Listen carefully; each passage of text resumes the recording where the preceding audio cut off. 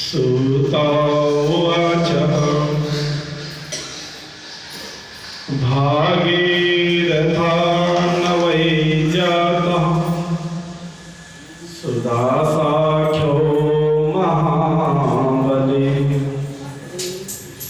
तस्य पुत्रो मित्रसः सर्वलोकेषु विश्रुतः वसिष्ठाशापतो प्राप्तः शोदासो राक्षसीतनुं गंगाबिन्दुभिषेकेण विमुक्तो प्राप्तवान् पदम्। सूत जी बोलते हैं कि भगीरथ के वंश में सुदामा नाम बलवान राजा था। उसका पुत्र मित्रसह नामक था। सौदास वशिष्ठ जी के श्राप से शापित हुआ और राक्षस बना।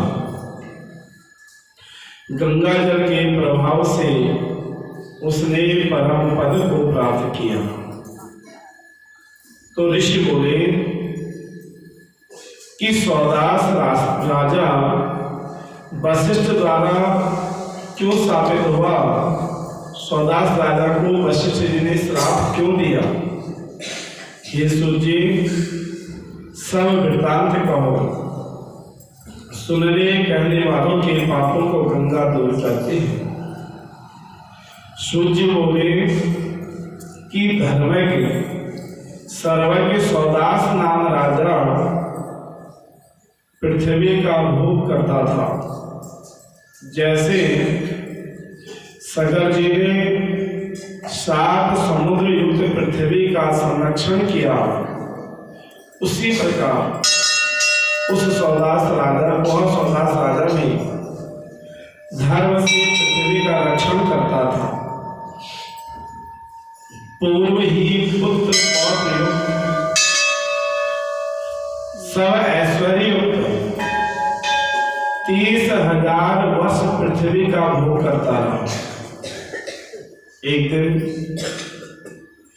हिरणों का शिकार खेलने के वास्ते अपने फौज सहित सेना सहित मंत्रियों से युक्त जंगल में गया। राजा जंगल में घूमता, अनेकों हिरणों को मारता, धूप से पीड़ित, प्यास से व्याकुल रेवा नाम नदी के तट पर आया। सुदास का लड़का मित्रसह नाम जिस स्थान नित्य क्रिया करता था, मंत्रियों के साथ भोजन करता, वहां उसने रात्रि बिताई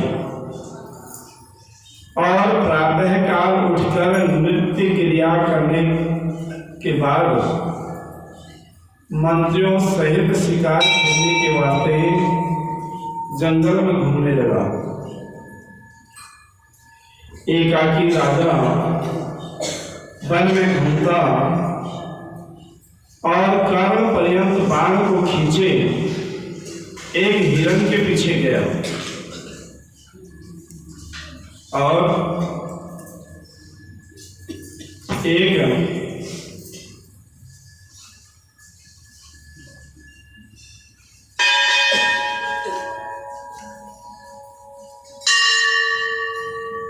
समय उस राजा ने जब हिरण का पीछा कर रहा था तो एक गुफा में मैथुन कर्म करते 2 व्याघ्रों को देखा। अब हिरण का पीछा छोड़ करके राजा व्याघ्रों के सामने आया। बाणों के मंत्र जानने वाले राजा ने व्याघ्र को एक बाण से मार दिया।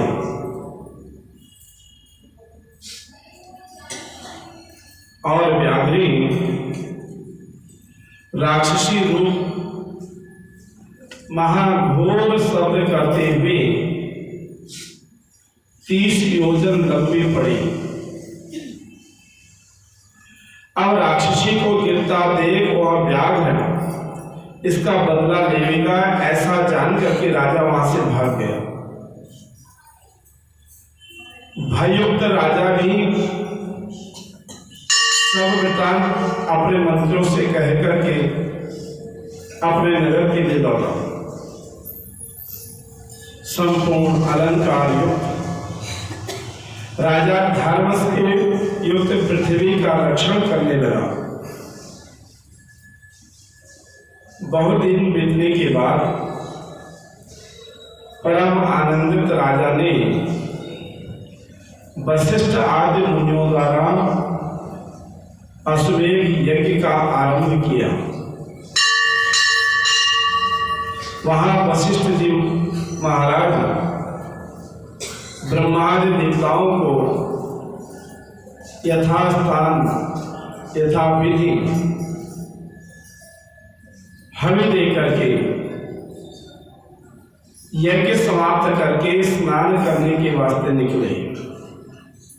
इतने में राजा से बाधित वह राक्षस क्रुद्ध होकर के राजा से बदला लेने के वास्ते आया। मैथुन करते समय स्त्री को मारा। उस दुख से दुखित राक्षस राजा के गुरु वशिष्ठ जी जब स्नान करने के वास्ते गए तब वशिष्ठ जी का रूप धारण कर राजा से बोला, हे राजन, हमारे भोजन के वास्ते आज मांस बनवाइए, हम खाएंगे। फिर उसी राक्षस ने रोटी बनाने वाले का रसोइया का रूप बना करके एक मनुष्य को मार करके राजा को मनुष्य का मांस खाने के लिए दिया। राजा भी पका मांस सोने की थाली में रख करके गुरु की प्रतीक्षा करने लगा। अब सौदास राजा ने नम्रता युक्त स्वर्ण पात्र में स्थित मांस को जब वशिष्ठ जी स्नान करके आए तो उन्हें आदर पूर्वक खाने के लिए दिया। वशिष्ठ जी मनुष्य का मांस देख करके सोचने लगे कि यह क्या है। विस्मित हो अपने दिव्य दृष्टि के द्वारा मनुष्य का मांस जानकर उन्होंने राजा की दुस्सेवता जानी कि राजा ने हमको अभोय न खाने योग्य इस प्रकार का भोजन दिया। इस प्रकार वशिष्ठ जी को क्रोध आया और बोले, हे राजन, हमको तुमने अभक्ष्य भोजन दिया है, इससे अब तुझको यही मिले। यह भोजन राक्षस लोगों का भोजन हमको तुमने दिया है, इसलिए हे राजन, तुम राक्षस हो जाओ। जब वशिष्ठ जी ने श्राप दिया तब राजा बोला कि हे गुरुदेव, आपने ही हमें आज्ञा दी, तब हमने आपको यह भोजन दिया है।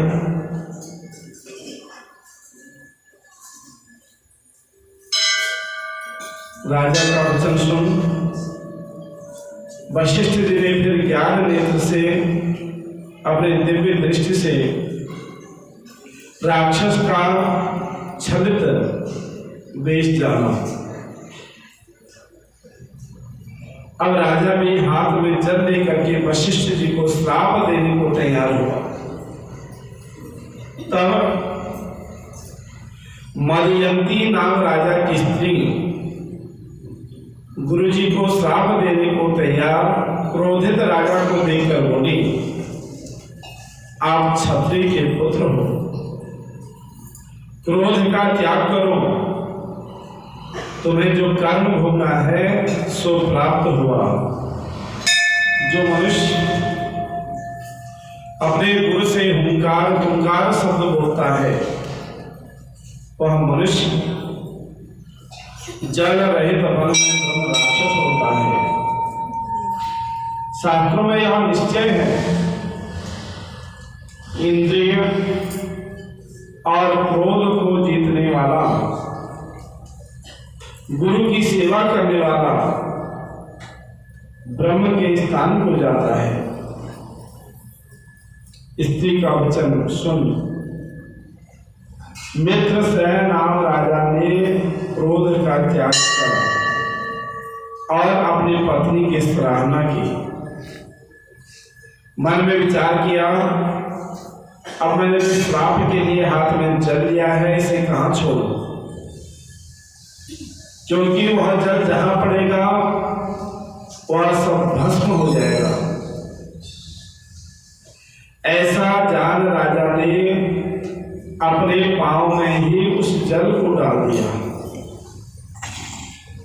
उस जल के स्पर्श मात्र से राजा का पांव कलमशता अर्थात मलिनता को प्राप्त हुआ। तब से लोक में कलमास पाद ऐसा नाम प्रसिद्ध हो गया। बुद्धिमान कलमास पाद नाम राजा ने स्त्री से आश्वासित हो भाई तो वे गुरु के चरणों की वंदना की। नीति को जानने वाला राजा हाथ जोड़ बोला, महाराज मेरा किया सब अपराध क्षमा करो। अब दुखित मन वशिष्ठ जी ने विचार करके फिर राजा से अज्ञान में प्राप्त अपनी निंदा की। अज्ञान सब लोगों का विपत्ति का कारण है।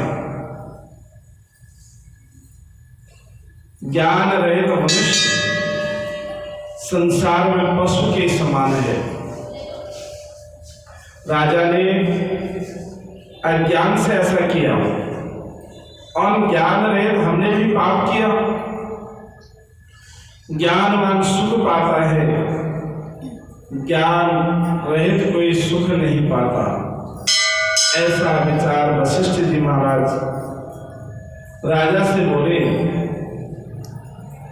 कि यह श्राप बहुत दिनों तक नहीं रहेगा। गंगा जल के पूर्व के प्रभाव से राक्षसी शरीर छोड़कर पूर्व जन्म के समान सुंदर और सुशील हो जाओ।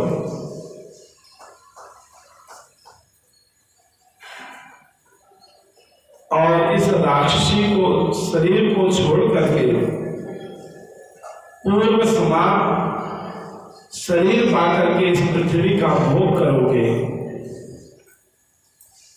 गंगा जल के प्रभाव से प्राप्त ज्ञान से पाप नष्ट होकर के विष्णु जी की सेवा में प्राप्त होकर परम शांति को प्राप्त होकर होगी। ऐसा बोल वशिष्ठ जी अपने आश्रम को चले गए। राजा भी दुख युक्त राक्षस का शरीर प्राप्त कर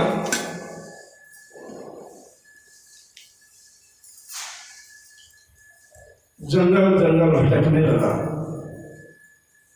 भूख प्यास से पीड़ित, क्रोध युक्त, कृष्ण पक्ष की रात्रि के समान काला कलूटा शरीर वाला राजा मनुष्य रहित जंगल में घूमने लगा। सो राजा वन में हिरण, मनुष्य, सर्प, पक्षी, जल के जीव सबको खाता रहा। हाड़, रक्त, मांस, आते, बाल, इनसे पृथ्वी बड़ी भयंकर हो गई। राजा 6 महीने के बीच में 100 योजन पृथ्वी को खा गया और उसके बाद दूसरे पल को गया। मुनि और सिद्धों से युक्त नर्मदा के तट पर आया। वहां भी जीवों को मारता खाता रहा। राक्षस मनुष्य का मांस खाता रहा। सब लोगों को भय करने के लिए और वह राजा ने नर्मदा के तट पर घूमते हुए स्त्री के साथ रमण करते हुए एक मुनि को देखा। भूख से पीड़ित दौड़कर एक मुनि को पकड़ा। जैसे बाघ हिरण के बच्चे को पकड़ लेता है। ब्राह्मण की स्त्री अपने पति को राक्षस के हाथ में देख हाथ जोड़ भययुक्त राजा से बोली, हे राजन, आप क्षत्रिय के लड़के हो,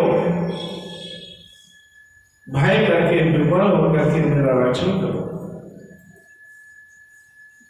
और प्राण के समान प्रिय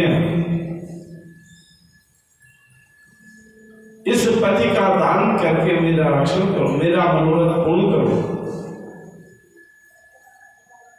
सूर्य वंश में तुम उत्पन्न हो, मित्र से नाम राजा हो, तुम राक्षस नहीं हो। जन रहित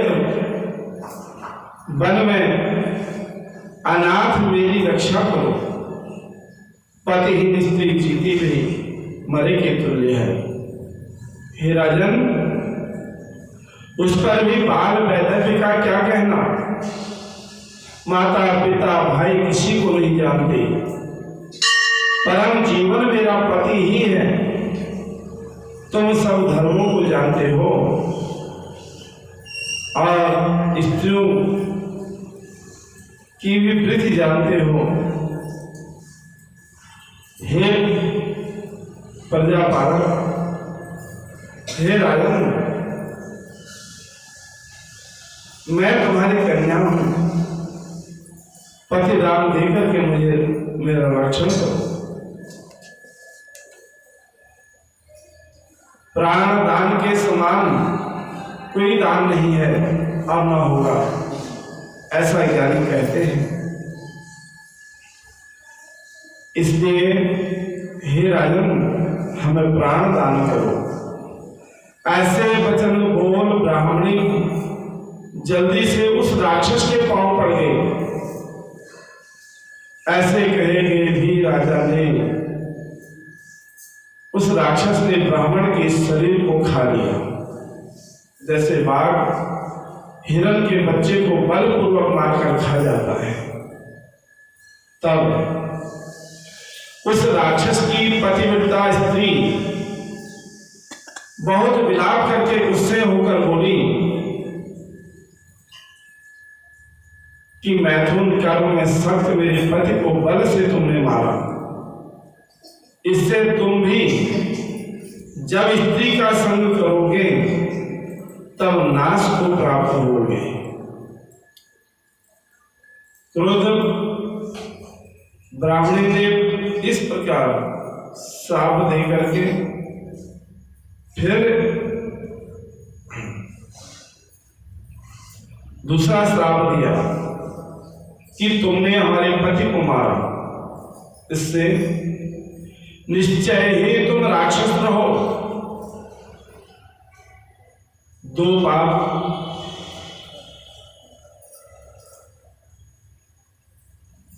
पापों का श्राप सुनकर राजा भी क्रोध हो गया, मुंह से अग्नि निकालने लगा ब्राह्मणी से बोला कि तूने हमें एक गलती की उससे 2 श्राप क्यों दिए?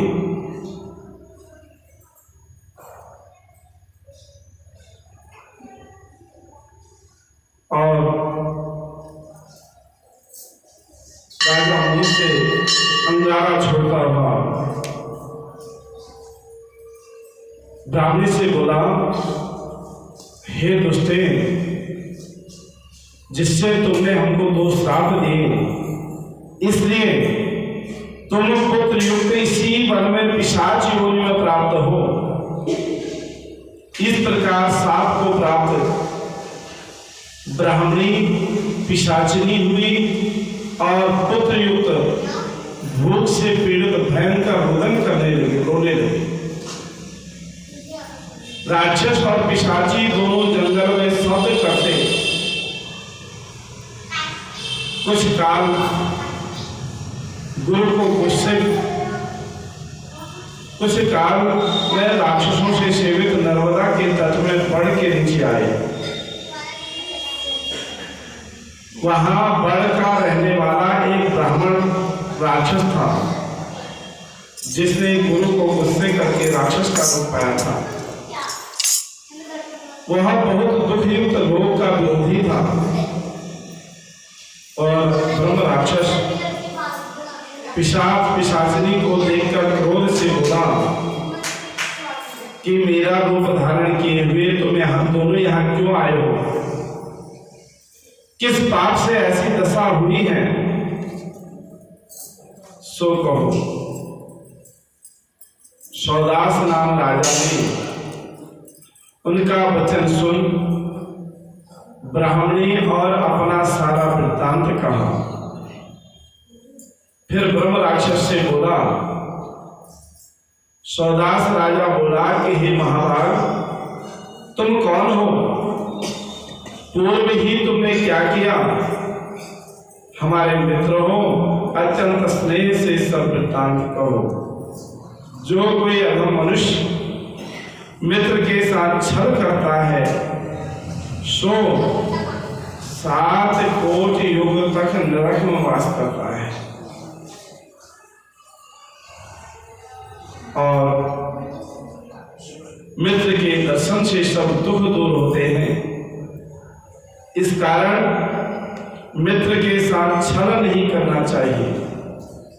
बोलो विष्णु भगवान की, गंगा मैया की, तुलसा महारानी, नमो नमो जगती कल्याणी, नमो नमो तुलसा महारानी, नमो नमो जगती कल्याणी, नमो नमो